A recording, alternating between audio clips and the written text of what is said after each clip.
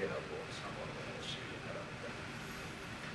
자, 우리의 삶을 바꾸는 것들은 많이 있습니다. 어떤 경우는 상황이 우리의 삶을 바꾸기도 해요. 어떤 상황에 따라서 우리의 삶을 바꿔가는 일이 있고, 어떤 때는 환경이 우리의 삶을 바꿀 때도 있어요. 어디에 사느냐, 거기에 따라서 우리의 삶이 달라질 수가 있죠. 또 어떤 경제적인 어떤 상태가 우리의 삶을 바꾸는 것도 합니다. 돈을 얼마나 가지고 있느냐, 그것이 우리의 삶에 상당한 것들을 바꿔놓죠. 또 지식이 우리의 삶을 바꿔놓을 수도 있습니다. 어떤 지식을 가지느냐, 지식사회에 지식을 많이 획득하는 이유는 그 지식이 내 인생을 바꾼다고 생각하기 때문에 지식을 습득하기 위해서 노력을 하죠. 그러나 가장 우리의 삶을 많이 바꾸는 것은, 가장 진짜 바꾸는 힘은 믿음에 있습니다. 믿음은 많은 걸 바꿔놔요. 그래서 믿음을 가지는 우리의 삶의 태도를 바꿔놔요. 믿음 생활을 오래 하다 보면 우리의 삶의 에티튜드, 삶의 태도 자체를 바꿔요. 습관을 바꾸고 우리의 태도를 바꾸고 우리의 생각을 바꾸고, 믿음 생활을 오래 하다 보면 우리의 생각이 달라져요. 태도를 바꾸고 생각이 달라지고, 어떤 상황과 사건이 일어날 때 우리의 반응도 달라지게 돼요. 저는 그냥 거기에 일어난 상황에 대해서 내가 그냥 반응을 한 거죠. 자연스러운 반응을 했지만 이제 믿음의 반응으로 달라진 것이죠. 오늘 읽어의 여호수아서 2장인데요. 여호수아는 정복의 책입니다. 정복이 뭐죠, 여러분? 정복은 비로 물러나는 것이 아니라 앞으로 전진하는 것이죠. 믿음이 뭐냐? 전진하는 것이다. 뒤로 미끄러지는 것은 믿음의 길이 아닙니다. 믿음의 길은 앞으로 가는 것입니다. 그게 우리의 여호수아서에서 우리 가르쳐주는 말씀. 발로 밟는 땅을 내게 주겠다. 축구로 비교하면 믿음은 수비수이기보다는 공격수에 가깝습니다. 축구에도 공격수가 있죠. 손흥민 선수가 수비수입니까? 공격수입니까? 공격합니다. 수비수는 재미없어요. 못하게 발 거두고 이런 거죠. 축구로 치면 공격합니다. 또 축구의 게임 전체로 보면 골을 먹지 않으려고 애를 쓰기보다는 골을 넣고자 위험을 감수하는 것, 이게 믿음에 더 가까운 것입니다. 관람자이기보다는 실제로 그라운드에 뛰어 들어가는 것이 믿음의 삶입니다. 여러분이 유럽의 그 축구 강호들이 어마어마한 그 경기장에 수만 명이 팍 들어서는데 환호하죠. 뛰는 사람은 한 팀에 11명, 22명이 됩니다. 믿음의 삶은 사실은 환호하고 다른 사람이 축구하는 걸 구경하는 게 아니에요. 직접 그라운드에 뛰어들어가서 뛰는 게 믿음의 삶입니다. 오늘 여러분들이 관람자의 삶이 아니라 우리의 그라운드에 뛰어 들어가는, 빅게임으로 뛰어 들어가는 플레이어들이 되는, 내가 이렇게 우리를 축원합니다. 그 여호수아 얘기예요. 하나님이 약속하신 땅을 실제로 정복하는 믿음의 이야기예요. 그래서 여호수아의 이 모든 전체에서 다뤄지는 매우 중요한 것은 믿음의 삶이라는 것입니다. 자, 그런데 이 여호수아를 시작하는 이 지점에서 이 성경은 한 이방의 여인의 이름을 등장시키고 있습니다.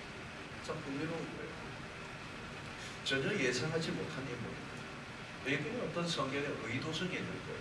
이방의 여인, 이방의 사람이고 유대인이 아닌 히브리인이 아닌 사람이고, 그리고 여인이고, 또 여인일 뿐만 아니라 유대인의 이 관점에서 여인, 이방인, 전혀 제외되는 인물.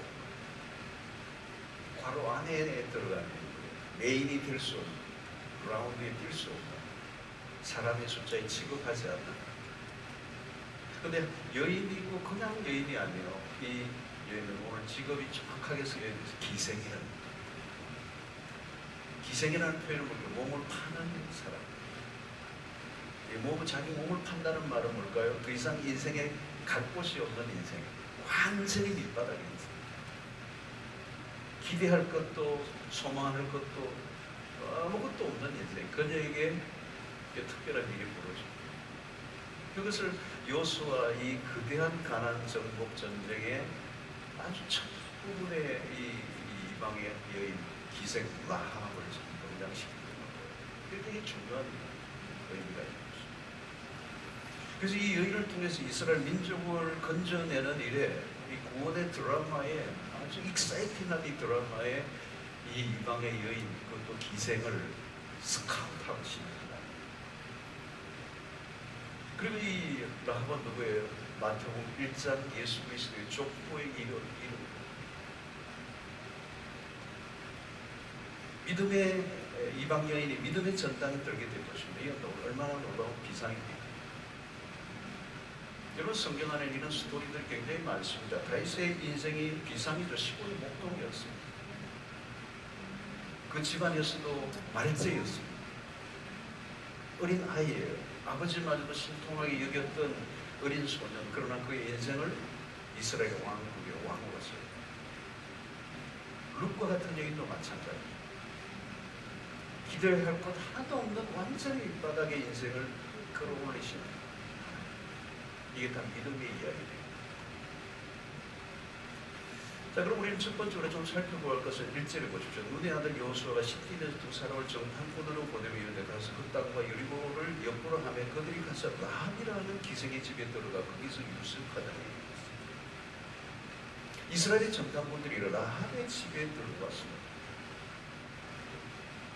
여러분 정탐꾼들이 그녀의 집에 찾아왔다는 것은 위험천만한 일이에요. 그럼 여기서 오늘 이 본문을 보면 이미 여리고의 왕이 라합의 집에 들어갔다는 정보를 이미 받았어요. 목격자가 있었다는 거예요. 그럼 오늘 같이 이렇게 아파트, 동대 아파트 몇 동 몇 회에 숨었다 하면 좀 힘들지 모르지만 그 시대만 해도 굉장히 단순한 이런 이 부족 사이에 그렇게 크지 않은 이 도시 안에서 한 여인의 집에 숨었다는 이 정보가 다 알려져요. 자, 이것은 어떤 면에서는 라합의 인생의 위기예요. 현재도 어려운데 더 어려운 상황이 찾아오는 것입니다. 여러분 그런 거 있잖아요. 엎친데 덮친다 이런 표현 있어요. 그 많은 사람 중에 하필이면 이 힘들고 어려운 집에 찾아와서 이 집안을 완전히 그냥 끝장낼 것 같은 사건이 일어나는 거죠. 하필 왜 이런 일이 나에게 닥쳤는가? 겉으로 보면 여러분 그렇게 생각하지 않겠습니까? 왜 이런 일이 나에게 닥쳤느냐? 그 없고 많은 집이 있는데 왜 우리 집에 찾아왔느냐? 여러분 겉으로 보면 악재처럼 보이죠? 악재처럼 보입니다. 안 되려고 하니까 계속 안 되는구나. 근데 여러분 문제를 보는 각도에 따라 달라집니다. 위기를 모든 사람들이 귀하로 보지는 않아요. 우리가 그런 얘기 많이 듣잖아요. 위기는 기회다, 위기는 기회다. 코로나를 통해서도 많은 얘기를 우리가 들었습니다. 위기지만 기회다. 그러나 여러분 대부분은 위기를 기회로 보지 못해요. 위기를 위기로 보는 것입니다. 위기를 기회로 볼 수 있는 이것은 믿음만이 가능합니다. 여러분 위기를 기회로 볼 수 있는 게 믿음이라는 거예요.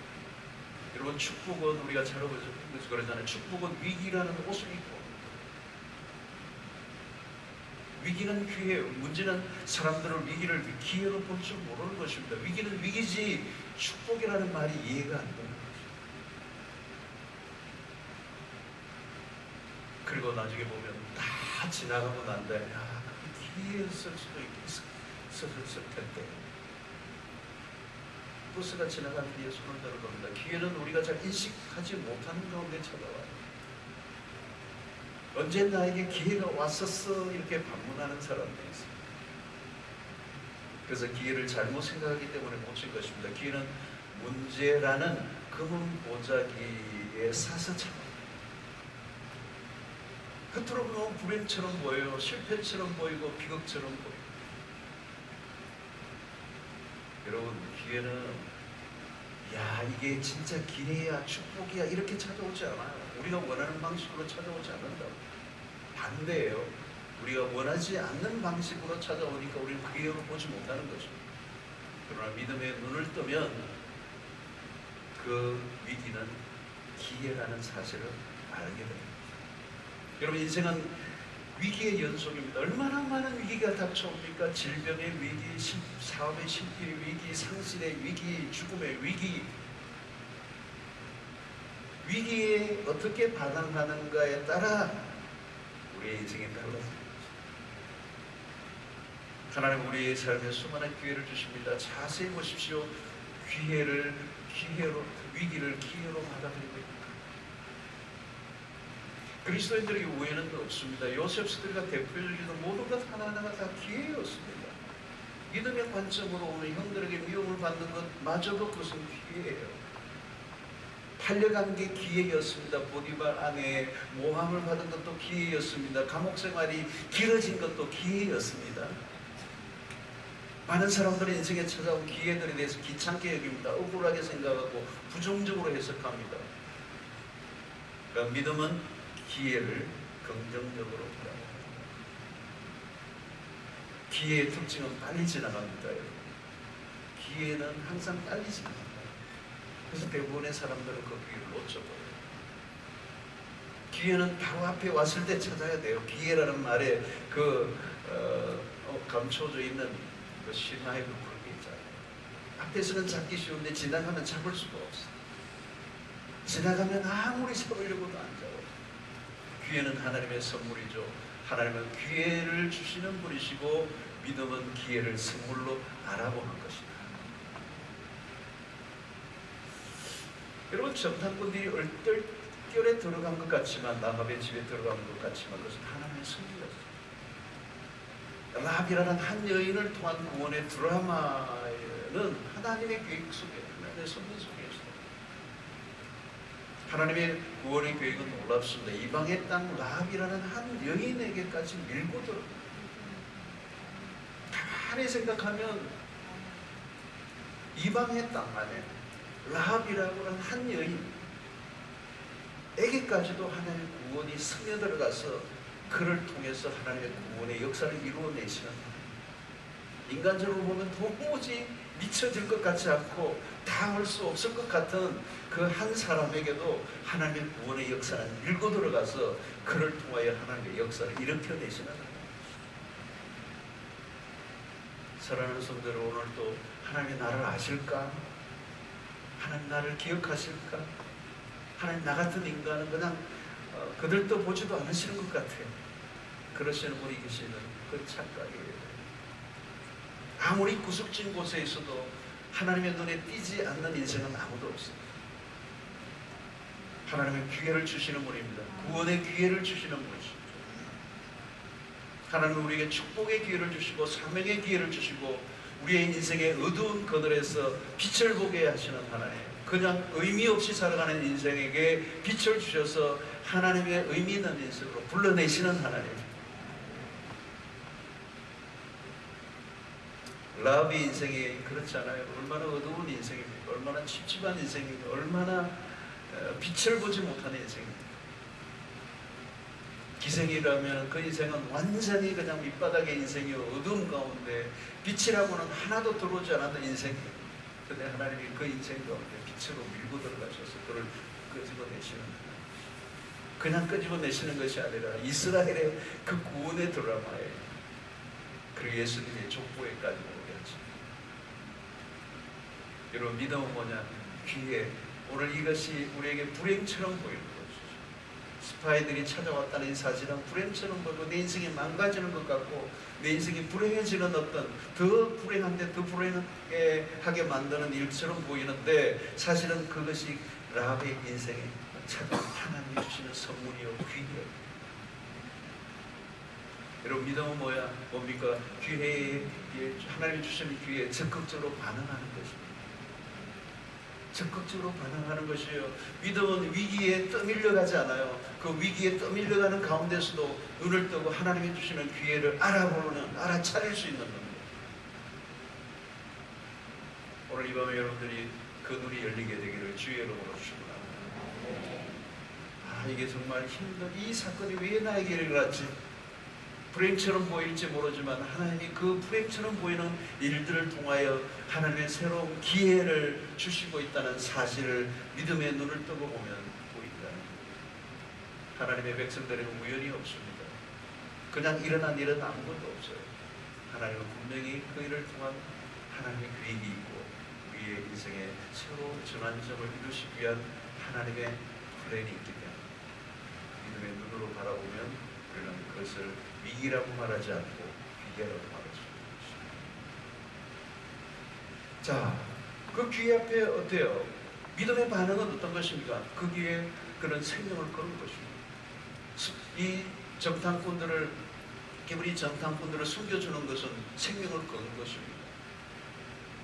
왕이 사람들을 보내어 찾을 때 솔직하게 얘기하면 살 수 있지만 숨겨두는 것은 자기의 목숨이 위태로운 것입니다. 자기 집에 숨기는 일은 굉장히 위험한 일이에요. 뭐 집이 얼마나 이렇게 숨기에 좋은 곳인지 모르지만 단순한 구조였을 거예요. 발각되면 죽는 것입니다. 상당한 대가를 지불해야 되는 거예요. 여러분, 라합의 믿음의 특징은 무엇입니까? 믿음은 행동한다는 것입니다. 믿음의 삶이라는 것은 위험한 일과 직면해야 한다는 것입니다. 여러분, 안전한 삶을 원한다면 믿음의 길을 걸어갈 수 없습니다. 믿음이 필요한 이유는 위험한 일이 닥치기 때문입니다. 여러분, 누가 그러면 이 생명을 걸 수가 있습니까? 그 힘은 어디에서 나오는 것입니까? 그것은 믿음에서 나오는 거예요. 그런 믿음의 그런 행동하게 만든, 위험한 행동을 하게 만든 그 기초는 믿음이에요. 이 믿음은 어디에서 나온 것입니까? 이스라엘에 대한 소문을 듣고 일어난 것이죠. 이미 그 이스라엘의 역사하시는 하나님의 얘기를 멀리서지만 계속 듣고 있었던 것이죠. 그것을 들으면서 그 가운데 믿음이 일어난 것이죠. 여러분, 현대인들이 가득 차 있는 것 중에 하나가 뭐냐면 두려움이에요. 두려움. 용기가 없어. 분석하고 그것을 계산하는 것은 잘하지만 두려움이 있기 때문에 용기가 없어요. 돌다리도 두드려보고 건너라는 속담이 있어요. 요즘은 돌다리도 두들겨보고 난 다음에 건너지 마라. 너무 많이 분석하고 생각을 해서 무엇을 할 수가 없어요. 두려움을 이겨내야 되는 거죠. 대개는 두려움을 이기지 못합니다. 여러분, 두려움은 누구나 있습니다. 두려움에도 불구하고 용기를 내는 거예요. 바로 무엇이 믿음이란 내가 믿고 있는 사실에 대한 대가를 지불하는 것입니다. 자기에게 주어진 기회를 붙들려고 하면 용기는 필요한 것입니다. 용기란 어떤 일에 대해서 결단하는 거예요. 결단을 통해 올 수 있는 어려움을 각오하는 게 용기입니다. 믿음의 삶은 결단을 요구해요. 그것이 삶의 모험일 수 있다는 것입니다. 여러분, 믿음을 갖는 순간부터 사실은 위험한 삶은 시작된 것입니다. 아브라함의 이야기를 보십시오. 믿음을 갖는 순간부터 위험한 삶이 시작되었어요. 낯선 곳으로 가야 돼요. 익숙한 곳을 떠나야 돼요. 그게 다 위험한 삶. 여러분, 믿음의 삶은 안전한 삶이 아닙니다. 풍랑이는 바다에서 베드로는 주님의 말씀을 따라 뛰어들어가는 것. 거기까지만 믿음이에요. 여러분, 그리스도인들이 가장 안전한 곳은 어디입니까? 여러분들은 안전에 관심이 많죠. 안전. 과연 안전한 곳이 있을까요? 여러분, 믿음은 안전한 삶을 추구하지 않습니다. 믿음을 가진 사람은 안정된 삶이 불편해야 돼요. 안정된 삶을 추구하는 삶은 믿음의 삶이 아니에요. 믿음을 선택하는 순간 우리의 삶은 위험해지는 거예요. 그게 정상이에요. 그래서 불안정한 삶이 믿음의 길을 들어간 삶의 정상이에요. 만약 지금 안정된 삶을 살고 있다면 믿음의 길을 걸어가고 있지 않다는 뜻이에요. 불편하고 위험하고 까다롭고 아슬아슬한 삶을 살아가는 그 때가 믿음이 작동하기 좋은 때라는 것이죠. 안전하지 않는 곳이 믿음에 최적화된 환경, 믿음이 작동하기 최적화된 환경. 여러분, 아브라함이 부르심을 받은 이후부터는 삶이 불안정했습니다. 익숙한 곳과 결비를 했습니다. 자신의 본토 아비집을 떠나야 했습니다. 다 불안정한 삶이에요. 우리의 믿음의 조상들이 그런 삶을 살았다는 거죠. 불안전한 상황 안으로 들어가는 것, 안전한 삶은 믿음의 삶과 믿음과 상관없는 삶입니다. 라합은 믿음의 선택을 했습니다. 정탐꾼들을 숨겨주고 그녀는 이스라엘의 편이 되는 걸 선택했습니다. 그것이 그녀의 인생의 부르심이었습니다. 큰 모험이었지만 그것이 그녀에게 최고의 축복입니다. 여러분, 모험을 거는 이유는 믿음의 눈으로 본 것이 있기 때문입니다. 본 게 없는데 그냥 모험을 거는 것은 무모한 것이죠. 그런데 라합은 본 게 있어요. 여러분, 믿음은 눈을 뜨게 하는 것입니다. 보게 하는 것입니다. 그래서 무엇을 본 사람과 그렇지 않은 사람은 큰 차이가 나는 것이죠. 눈을 떠야 합니다. 믿음은 눈을 뜨는 것입니다. 눈을 뜨면 볼 것을 보게 되고 그 볼 것을 보게 되면 두려움은 떠나가게 됩니다. 용기를 가지게 됩니다. 위험한 선택을 하게 되는 것입니다. 그런데 여러분, 두려움은 우리의 마음에 눈을 멀게 합니다. 어떤 것도 결정하지 못하게 만들어요. 중요한 것은 여러분, 우리에게는 이성의 눈이 아니라 믿음의 눈이 필요해요. 전혀 다른 눈입니다. 여호수아는 가나안을 먼저 보았죠. 여호수아에게 가나안은 이미 다가온 미래였어요. 여호수아는 본 게 있었어요. 여호수아와 갈렙은 본 게 있었어요. 라합도 마찬가지예요. 그녀는 분명한 것을 보았습니다. 어떻게 보았죠? 믿음으로. 그게 누가 행동하는가? 본 사람이, 믿음으로 본 사람이 움직여요. 오늘 이 밤에 여러분들이 믿음으로 눈이 떠여지게 되기를 축원합니다. 믿음은 움직이게 하는 거예요. 본 게 있기 때문에 움직이게 하는 것이고, 그것이 위험하다 할지라도 값을 지불할 용기가 일어납니다. 그런데 여러분, 많은 사람들은 믿는다고 하면서 행동하지 않아요. 행동하지 않아요. 행동하지 않기 때문에 막연한 것입니다. 그래서 말이 늘 수사직이에요. 말을 하면 굉장히 그럴듯한데 믿음의 세계에서 바라보면 그것은 굉장히 모호한 거예요. 그런데 믿음은 모호하지 않아요.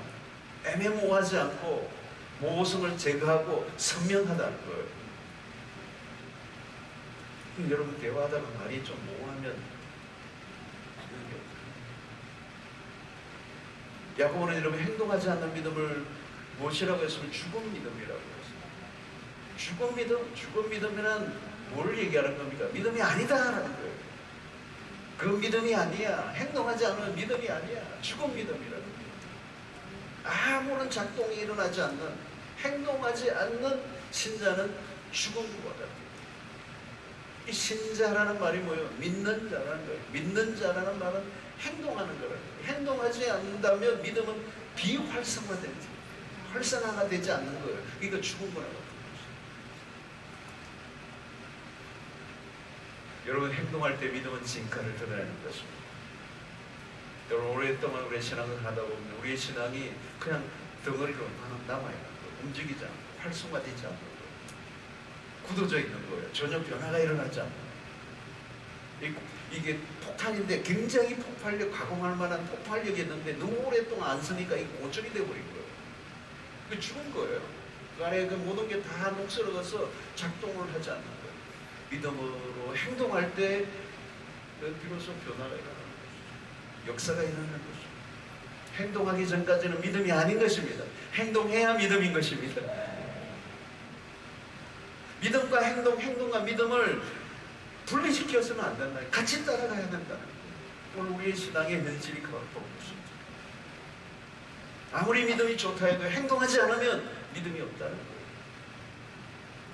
용기를 가지고 위험하지만 발을 내딛는 게 믿음이지. 믿음은 행동으로 증명된다는 거예요. 그래서 여러분, 믿음은 적극적인 거예요. 행동한다는 말은 모르게 액팅 난다는 거잖아요. 수비수가 하더라는 거예요. 내 골 안 먹으려고 애를 쓰고 막 그냥 골 때문에 11명이 지키고 있는 그런 게임이 아니라는 거예요.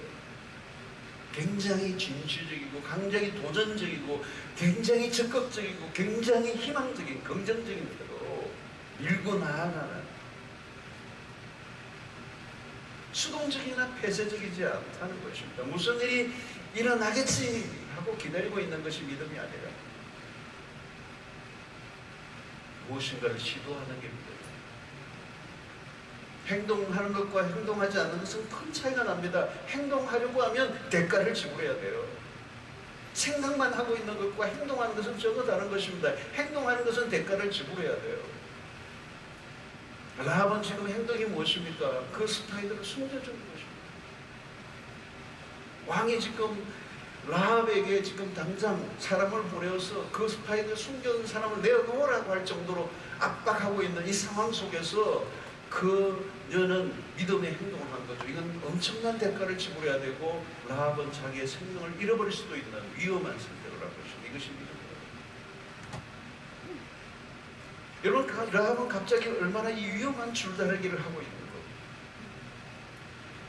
원래 이 스토리를 자세히 듣다 보면 굉장히 이 스피릿이 넘치는 첫 버전의 이야기예요. 아슬아슬한 순간인 거죠. 숨막히는 스토리로 한 편의 영화 같은 사건이 진행되고 있는 겁니다. 그래서 이야기 안으로 들어가 보면 흥미진진해요. 손에 땀을 쥐게 하는 명장면들이 진행이 되고 있는데 이 지금 포위망을 좁혀오면서 모든 군사들이 불어서 이 스파이들을 잡아내기 위해서 체포 명령이 떨어져서 그냥 하나하나 한 발짝 접근해오고 있는 이 상황 속에 이 라합의 입장에서는 침이 입에 침이 마르고 손에 땀을 쥐고 긴장하는 상황. 이미 정보를 다 가지고 있는 거거든요. 이 본문을 보면 정보를 가지고 조금씩 지금 좁혀오고 있는 것입니다. 숨기는 것에 한계가 있어요. 아차는 순간에 발각이 되면 모든 것이 끝납니다. 내가 괜한 짓을 했나? 믿음의 삶이 바로 그런 것입니다. 믿음으로 행동에 옮길 때 아찔한 일들이 일어나요. 내가 괜히 가만히 있을 거 이런 일을 내가 괜히 한 거 아닌가? 긴장도가 높아지는 것이죠. 믿음생활을 하고 있다면 그런 일들이 일어나야 합니다. 가슴이 막 훅덕훅덕 우리 심장 박동수가 막 올라가요. 나는 최근에 심장 박동이 전혀 뛴 적이 없다. 믿음생활을 안 하고. 믿음의 삶은 심장이 쿵쾅거리는 삶이에요. 왜? 용기를 내고 두려움을 뛰어넘는 일이기 때문에, 선택해야 되기 때문에, 행동해야 되기 때문에. 그 행동은 내 삶에 치명적인 결과를 가져다 올 수도 있는 위험한 일이기 때문에 여러분, 살아가는 동안 가슴이 뛰지 않으면 믿음의 삶과 거리가 먼 사람일지도 몰라요. 믿음의 삶은 아찔한 것입니다. 그것을 받아들여야 한다는 거예요. 여러분, 곧 다윗이 골리앗에게로 나아갈 때 마찬가지. 그가 가진 것은 화려한 무기가 아닙니다. 그가 다윗이 붙든 것은 믿음이에요. 믿음이 없이 그의 물맷듯이만 믿고 나간 것이 아닙니다. 그는 하나님을 믿었던 것이죠. 골리앗보다 더 크신 하나님. 골리앗이 실제인 것처럼 하나님도 실제이신 하나님. 온전한 그 현실 앞에서도 그런 믿음으로 당당하게 두려움을 극복하고 용기 있는 선택을 하고 행동합니다. 이런 믿음이 없을 때는 믿음이 부족해질수록 우리는 많은 것을 갖추려고 애를 씁니다. 이것도 있어야 되고 저것도 있어야 되고. 그러니까 믿음이 없으면 삶이 복잡해지고 계산이 복잡해지고 자꾸 환경 탓하고 사람 탓하고 믿음이 부족해졌다는 것이죠. 여러분, 믿음의 삶은 단순해요. 다윗은 사울왕이 입혀주려고 하는 갑옷도 무기들도 다 거절해버리죠. 그들은 다윗을 더 복잡하게 만들려고 하는 사람들입니다. 믿음이 없는 사람들이 주변에서 막 입으로 더 상황을 복잡하게 만듭니다. 그래서 다윗은 다 거절해버리죠.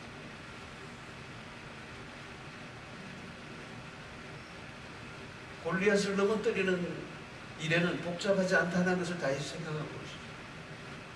전쟁에서 전통적인 고정관념에서 틀에 벗어나서 그 믿음의 사고로 바라볼 때 이 전쟁은 하나님이 하시는 것입니다. 골리앗을 넘어뜨리려는 용기가 필요한 것이죠. 믿음으로, 순수한 믿음으로 맞선 것이죠. 그의 믿음은 때가 묻지 않았던 거예요. 우리가 신앙생활 하다 보면 우리의 믿음에 때가 묻어요. 믿음의 요령이 생기는 거예요. 여러분, 믿음의 요령이 생기면 되나요? 여러분? 믿음은 믿음으로 가야지. 믿음은 순수해야지. 믿음은 그냥 아주 담백해야죠. 때가 묻으면 안 돼요. 다른 생각을 덧붙여서는 안 되는, 인간적인 계산과 생각을 막 뒤집어 세우면 안 되는, 그냥 담백하게 하나님의 이름으로 나아가는 것입니다. 여러분, 믿음의 걸음을 내딛는 순간 무슨 일이 우리 앞에 닥칠지 모릅니다. 그러나 멈춰 서 있지 않나요? 다윗은 앞으로 달려나가는 것이다. 발을 내딛고 앞으로 나가는 것이 믿음입니다. 계속 움직이는 삶이에요. 믿음은 동산입니다. 하나님 여호수아에게서 내가 밟는 땅을 다 내게 주겠다. 믿음의 삶은 계속 확장해가는 것, 전진해가는 것입니다. 움직이는 것입니다. 모험하는 것입니다. 용기를 내는 것입니다. 두려움을 넘어서는 것입니다. 위험한 선택을 하는 것입니다. 그때 하나님이 일하신 것을 볼 수 있는 것입니다. 라합은 지금 위험한 선택을 했습니다. 그런 행동을 옮겼습니다. 구체적이었습니다. 생명을 담보한 것입니다. 그러나 그것이 믿음이었다는 사실. 우리 여러분들 안에 그런 믿음이 있게 되기를 주의 이름으로 축원합니다. 활성화된 믿음이 있어요. 생각하는 믿음이 아니에요. 복잡하지 않아요. 곧 앞으로 가는 것입니다. 그것은 위험한 일이죠. 그러나 거기에서 하나님의 역사가 있다. 자, 라합은 지혜로웠습니다. 중간권을 숨기고 보내는 과정을 보면 라합은 매우 민첩하고 지혜로웠어요. 4절 이유를 보면 라합은 대단하게 민첩하겠구만. 그리고 안전하게 정탐꾼들을 내보내요. 찾으러 오는 군사들을 피해서 사흘 동안 숨어 있다고 가라고 하죠. 지혜로운 처신이 돋보입니다. 여러분, 믿음은 지혜의 문을 열어요. 2장 전체를 보면 라합은 전체 2장 전체에 걸쳐서 라합의 얘기입니다. 전체를 보면 라합은 굉장히 오픈 마인드, 열려진 여인, 그냥 몸만 팔고 살았던 여인이 아니에요. 어떻게 보면 외부와 단절된 삶으로 살았던 것으로 보일지 모르지만 그녀는 갇힌 삶이 아니라는 거예요. 강 건너편에서 일어난 사건에 대해서 다 이야기를 듣고 있습니다. 폐쇄된 삶에서 기구한 운명으로 자아가면서 그저 다친 그런 구석에서 웅크린 인생이 아니라 멀리서부터 들려오는 히브리 민족들 가운데 일어난 하나님의 이야기들을 듣고 있는 정보 능력이 대단해요. 요즘으로 치면 그녀는 디지털 세대입니다. 업그레이드된 정보들을 다 읽고 있었습니다. 그녀는 정보에만 밝은 게 아니에요. 정보 분석의 능력이 있었어요. 단순히 소문만 듣고 흘려버리지 않았으면 그가 들었던 그 정보를 자기의 삶에 적용을 했어요. 그래서 단순한 정보나 지식이 아니라 생명을 걸만한 것들이 그 안에 있다는 사실을 볼 줄 알았다는 거예요. 들려오는 그 소식을 듣고 그 소식이 단순히 소문만이 아니라 사실이고 진리라는 사실을 믿고 거기에 생명을 걸만한 믿음을 가진 거죠. 여러분, 오늘날 영양가 없는 정보들이 막 흘러넘치는 시대예요. 쓰레기 정보들이 너무 많이 흘러넘쳐요. 인터넷 시대에 우리가 얼마나 이 쓸데없는 정보들을 우리는 이게 우리의 시간을 빼앗길 때가 많아요. 여러분, 우리는 참된 진리를 골라 들을 줄 아는 지혜가 열려야 돼요. 성경을 읽는다고 전부가 지혜를 얻는 것은 아니에요. 지식으로만 듣고 끝낼 수 있습니다. 좋은 정보는 결단에 도움을 줘요. 여러분, 요즘 지식의 싸움이 아니에요. 지혜의 싸움이에요. 지식이 많은 사람들은 얼마든지 있어요. 인터넷 시대가 오면서 지식의 평준화가 상당히 일어났습니다. 인공지능의 시대가 왔습니다. 이제는 단순한 지식과 정보만으로는 안 돼요. 내가 알고 있는 것으로 세상을 이길 수 있는가? 내가 알고 있는 지식과 정보에 생명을 걸 수가 있는가? 여러분, 열려진 사고가 개방된 태도를 가져야 합니다. 아무리 좋은 것도 닫혀진 구조에는 흘러들어올 수 없어요. 은혜가 흘러들어오는 것이 있습니다. 강 건너편의 이야기들을 라합만 들었겠습니까? 강 건너편에서 일어난 그 하나님의 역사에 대한 소문은 온 천하에 퍼졌어요. 그런데 그 정보를 듣고 그 소식을 듣고 모든 사람이 믿음으로 반응한 것은 아니에요. 비록 그녀는 어두운 삶을 살았지만 불행한 현실을 탓하며 세월을 뭉개고 산 게 아니에요. 그런 열려진 사고 구조를 가지고 어느 날 들려오는 소식 앞에 믿음으로 반응한 거죠. 그녀는 폐쇄형 인생이 아니라 개방형 인생, 진리를 진리로 받아들일 줄 아는 그의 삶의 구조. 여러분, 오늘도 하나님의 진리가 우리에게 들려질 때, 참 진리가 들려질 때 그 진리를 진리로 알아듣는 은혜가 있게 되기를 축원합니다. 여러분, 믿음 생활을 잘하는 사람들의 특징이 있어요. 그것은 개방형이에요. 열린 사고 구조를 가지는 거죠. 진리를 받아들이는 흡수력이. 그런 사람들은 뭔가 그 말씀 앞에 반응을 굉장히 신속하게 말씀에 반응을 할 줄 아는 사람, 진리에 반응하고 그 진리에 적극적으로 대응하는 것입니다. 진리에 흥미를 가지고 있는 사람. 여러분, 라합은 무엇이다 합니까? 라합의 믿음은 정보에만 의존한 게 아니에요. 정보나 지식만으로 안 돼요. 들려오는 소문을 믿음으로 받아들였다. 그래서 그의 행동을 보십시오. 9절과 10절에 보면 말하되 여호와께서 이 땅을 너에게 주신 줄을 내가 아노라. 대단한 얘기라. 우리가 너희를 심히 두려워하고 이 땅 주민들이 다 너희 앞에서 간담이 농난이 이는 너희가 애굽에서 나올 때 여호와께서 너희 앞에서 홍해물을 마르게 하신 일과 너희가 요단 저쪽에 있는 아모리 사람의 두산 시온과 옥에게 행한 일 곧 그들을 전멸시킨 일을 우리가 들었음이니라. 야, 라합이 대단한 얘기를 합니다. 여러분, 정보와 지식에서 분별력이 보여요. 아무리 지식과 정보가 많아도 그것으로 되는 게 아니에요. 오늘날 지식사회예요. 정보가 넘쳐요. 너무 많은 문제예요. 정보와 지식이 우리를 지혜롭게 하지 않아요. 여러분, 사람들이 이전보다 더 지혜로워진 것 같습니까? 그렇지 않아요. 더 용감해졌습니까?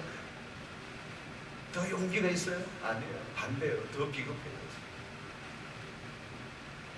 여러분, 우리를 바꾸는 것은 믿음이죠. 믿음이 있어요. 우리는 지금 어느 때보다도 많은 것을 가지고 삽니다. 가진 것들이 너무 많아요. 그리고 너무 많은 것을 갖추기 위해 애를 씁니다. 그러나 여러분, 그런 것들을 위해 삶을 바꾸는 것입니다. 우리는 무엇이 없기 때문에 뭔가를 할 수 없다고 분용을 할 때가 있습니다. 그러나 그렇지 않아요, 여러분. 우리에게 필요한 것은 믿음이에요. 믿음이 없으면 상황 논리에 자꾸 빠지는 겁니다. 상황을 자꾸 설명하려고 하고 이 상황을 해석하려고 하고 무엇 때문에 누구 탓을 하려고 하는 거죠. 여러분, 믿음으로 맞서는 용기가 있게 되기를 축원합니다. 믿음에 눈을 뜨면 다 필요 없어요. 하나님이 주시는 기회가 무엇인지를 볼 줄 아는 것입니다. 그리고 그 기회에 자신의 생명을 걸 줄 아는 것입니다. 하나님이 주시는 기회를 볼 줄 아는 것, 그게 믿음입니다. 어려움이 와도 그 속에서 하나님의 일하시는 것을 볼 줄 아는 눈이 열려요. 여러분, 믿음이 있어야 지식도 쓸모가 있어지는 거예요. 믿음이 있어야 정보들도 유용하게 되는 거죠. 믿음이는 하나님의 기회를 가장 정확한 때에 반응할 줄 알게 합니다. 자신에게 찾아온 기회에 민첩하게 반응하는 거예요. 그 반응하지 않은 기회는 지나가기 때문에 찾아온 기회에 적극적으로 반응하는 것이 믿음이라는 거죠. 오늘 우리는 한 여인의 행동하는 믿음이 구원의 역사를 만들어내요. 하나님의 역사를 일으키는 데 충분히 쓰임받는 한 여인의 얘기입니다. 한 인생이 전혀 다르게 쓰여졌습니다. 그녀에게는 영광이요 축복, 우리에게도 마찬가지입니다. 인생에 전혀 다른 얘기가 쓰여질 수 있어요. 하나님이 찾아오시는 거예요. 어쩌면 이 스파이를, 이 라합이라고 하는 이 집에 찾아오는 그 사건이 그의 인생을 바꾸어 놨어요. 그건 하나님의 섭리가 올리는 것입니다. 하나님이 찾아오시는 데는 그것이 기회가 되는 것입니다. 그것은 위기이지만 기회예요. 모든 것에서 믿음으로 접근하고 믿음으로 해석하고 믿음으로 승부를 거는 우리의 삶의 태도가 잡혀지만 질 수만 있다면 우리의 인생은 달라지게 되는 것입니다. 사랑하는 성도 여러분, 요즘 참 어렵습니다. 참 어려워요. 어려운 시대를 우리가 살고 있습니다. 코로나 팬데믹을 지나면서 우리는 더 많이 어려워졌습니다. 움츠려들기 쉬운 세상을 우리가 살고 있습니다. 현실의 무게가 너무 커요. 숨이 막혀요. 때로는 어떤 경우는 이대로 끝날 것입니다. 내 인생의 밑바닥, 이 상황이 우리의 인생을 살아가는데 우리의 상황은 언제나 우리의 생각하는 대로 돌아가지 않을 때가 많아요.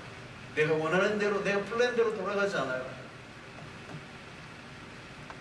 그러나 믿음으로 살면 우리가 어떤 상황이 닥치든지 그 상황을 통해서 일하시는 하나님을 경험할 수 있습니다. 믿음으로 살면 오늘 또 우리의 삶은 특별해질 수가 있어요. 라합에게 뭐가 있겠습니까? 아무것도 없어요. 완전히 밑바닥이에요. 그러나 여러분, 그녀의 믿음이 그 인생을 바꾸고 다르게 살게 하십니다. 신약의 예수님의 족보의 이름이 경제입니다. 유대인이 까다로운 그 족보 안에, 그것도 메시아의 그 족보 안에 라합이 그 인생을 바꾸고 크레스를 바꿔 놓은 것을 믿음이었습니다. 오늘 우리의 인생을 다르게 살게 하지 않아요? 우리가 가지고 있는 지식과 정보가 우리의 인생을 다르게 살게 하지 않아요? 세상적인 성공이 우리를 특별하게 살게 하지 않아요? 우리를 다르게 살게 하는 것은 믿음입니다.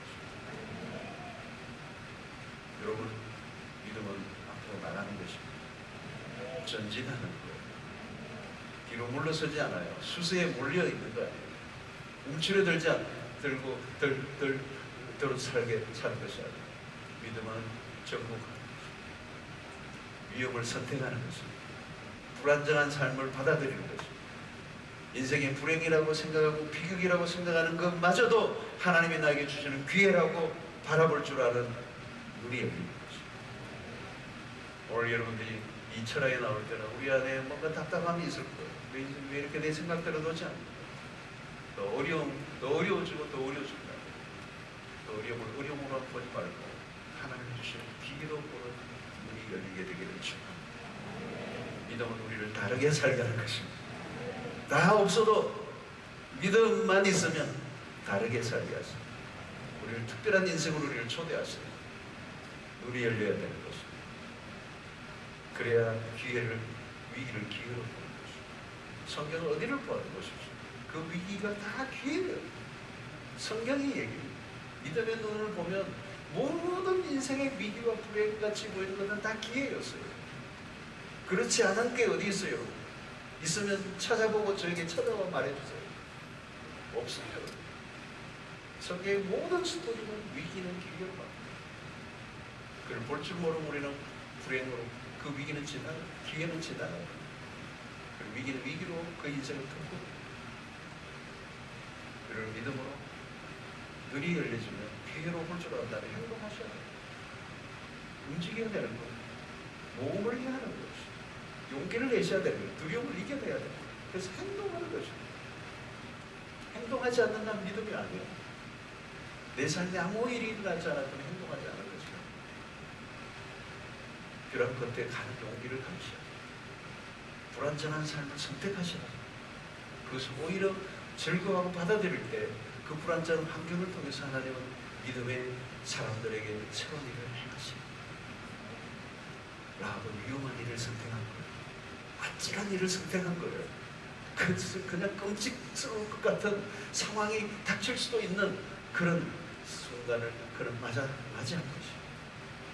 오늘 우리의 믿음의 길을 걸어갈 때 그런 일들이 숱하게 닥칠 거예요. 위험한 내가 괜한 일을 위해 가만히 있을 걸. 아니요, 가만히 있으면 안 돼요. 움직이셔야 돼요. 행동하셔야 돼요. 위험한 일을 향하여 내디디셔야 돼요. 그때 하나님의 역사가 일어나는 줄 믿습니다. 이 모든 것은 믿음을 통하여 일어난 것입니다. 믿음은 단순한 그 들려오는 소문과 지식이 아니라 그것을 믿음으로 받아들일 줄 아는 마음이었기 때문에 그의 인생 가운데 새로운 역사가 일어납니다. 축복이 있게 된 것입니다. 사랑하는 성도 여러분, 믿음이 우리를 전혀 다른 세계로 이끈다는 사실을 기억하시고 저는 색다른 삶을 살아가는 믿음의 행진이 있게 되기를 주의 이름으로 축원합니다. 세상은 계속 흔들립니다. 그래도 여러분 두려워하지 마십시오. 믿음이면 충분합니다. 믿음으로 승부를 거는 여러분들이